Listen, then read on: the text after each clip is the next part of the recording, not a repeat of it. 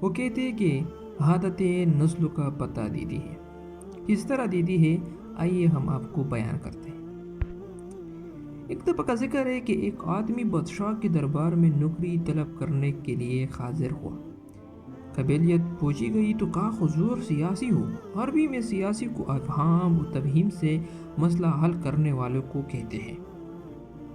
بادشاہ کے پاس بہت سے ہی سیاستدانوں کی بھرمار تھی، تو انہوں نے اسے گھوڑے کے استبل کا انچارج لگا دیا، جو حال ہی میں فوت ہو گیا تھا۔ چند دن بعد بادشاہ نے اس سے اپنے سب سے مہنگے اور عزیز ترین گھوڑے کے متعلق پوچھا۔ اس نے کہا کہ نسلی نہیں ہے۔ بادشاہ کو تعجب ہوا اور جنگل سے سائز کو بلوا کر پوچھا تو اس نے کہا، گھوڑا نسلی ہے، لیکن اس کے پیدائش پر اس کی ماں مر گئی اور اس کی پرورش گائے کے ساتھ ہوئی تھی اور گائے کا دودھ پی کر بڑا ہوا ہے۔ موصول کو بلایا گیا اور اس سے پوچھا کہ تم کو کیسے پتا چلا کہ گھوڑا اصلی نہیں ہے؟ اس نے کہا کہ جب یہ گھاس کھاتا تھا تو گھوڑوں کے طرف سر نیچے کر کے کھاتا ہے، جبکہ نسلی گھوڑے منہ میں گھاس لے کر سر اٹھا کر کھاتے ہیں۔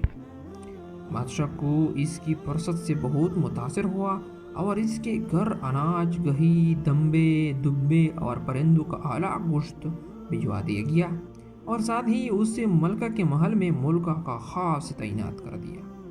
اور کچھ دیر بعد بادشاہ نے اس سے موصول سے اپنی بیوی کے بارے میں رائے مانگی تو اس نے کہا، تورات اطوار تو ملکہ جیسے ہیں، لیکن شہزادی نہیں ہے۔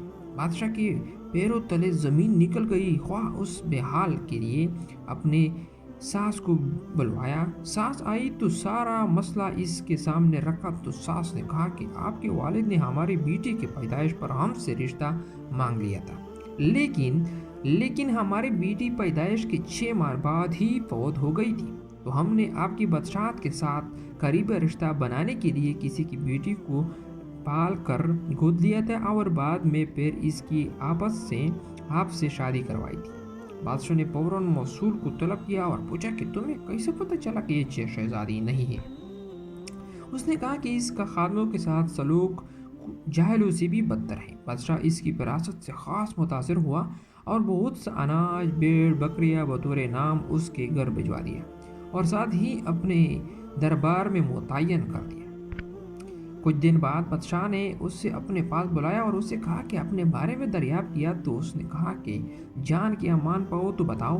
بادشاہ نے وعدہ کیا۔ اس نے کہا کہ نہ تو آپ بادشاہ زادے ہیں اور نہ تمہارے چال چلن بادشاہ زادوں والا ہے۔ بادشاہ کو اس پر تاؤ آیا مگر جان کی امان دے چکا تھا۔ سیدھا والدہ کے محل پہنچا اور اس سے دریافت کیا کہ تو نے تو کہا تھا کہ میں شہزادہ ہوں، ہمارے اولاد نہیں تھی، کیا یہ سچ ہے؟